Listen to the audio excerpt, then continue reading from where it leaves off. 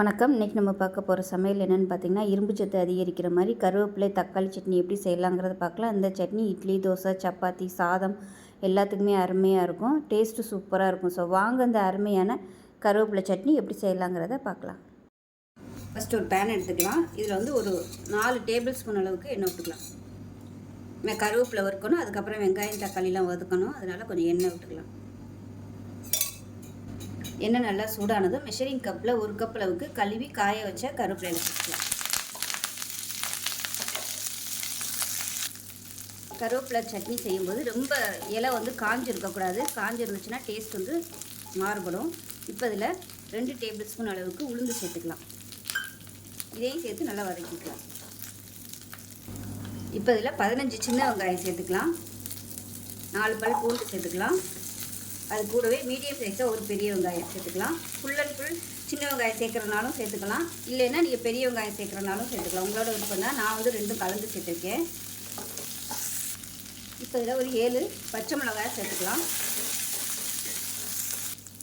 இப்போ இது கூடவே தேவையான அளவுக்கு உப்பு சேர்த்துக்கலாம். ஒரு 1/4 டேபிள் ஸ்பூன் அளவுக்கு கல் உப்பு சேர்த்துருக்கேன். இப்போ பாருங்கள், வெங்காயம் எல்லாம் ஓரளவுக்கு நல்லா வதங்க ஆரம்பிச்சிருச்சு.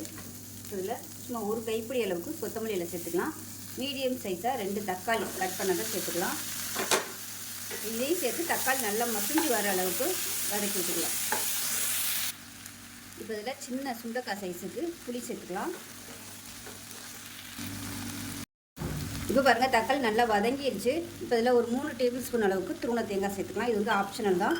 தேங்காய் சேர்க்காமே இந்த சட்னி செய்யலாம். சேர்த்திங்கனாலும் நல்லாயிருக்கும். ரெண்டுமே ஒவ்வொரு டேஸ்ட்டு கொடுக்கும். இப்போ சூட்லேயே நல்லா பரட்டி விட்டுட்டு கேஸ் அமர்த்திடலாம். ஆற விட்டுட்டு நல்லா அரைச்சிட்டு பார்க்கலாம். இப்போ பாருங்கள், சட்னி நல்லா நைஸாக அரைச்சாச்சு. இது ஒரு பவுலுக்கு மாற்றிக்கலாம். இந்த சட்னி தண்ணியாகவும் வச்சுக்கலாம், கெட்டியாகவும் வச்சுக்கலாம். இப்போ மிக்சியை அலசிட்டு இந்த தண்ணியை வந்து சேர்த்துக்கிறேன்.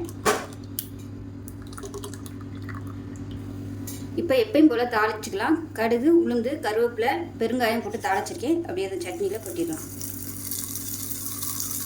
அருமையான இரும்பு சத்து நிறைந்த கருவேப்பிலை சட்னி ரெடி ஆயிடுச்சு. வாரத்தில் ஒரு 2 இல்லை ஒரு 3 நாள் இந்த சட்னி ரெகுலராக எடுத்துகிட்டு வந்தீங்கன்னா முடி கொட்டுற பிரச்சனை இருக்காது. ப்ரெஷர் குறையும், சுகர் லெவல் நல்லா கண்ட்ரோல் பண்ணும், இரும்பு சத்தும் நல்லா அதிகமாகும், ஹெச்பி லெவலும் நல்லா அதிகமாகும். செஞ்சு பாருங்கள். செஞ்சு பார்த்துட்டு எப்படி வந்துச்சுங்கிறத சொல்லுங்கள். வீடியோ பிடிச்சினா லைக் பண்ணுங்கள், கமெண்ட் பண்ணுங்கள், சேனலை சப்ஸ்கிரைப் பண்ணுங்கள், பக்கத்தில் உள்ள பெல் பட்டனையும் ப்ரெஸ் பண்ணுங்கள். நன்றி.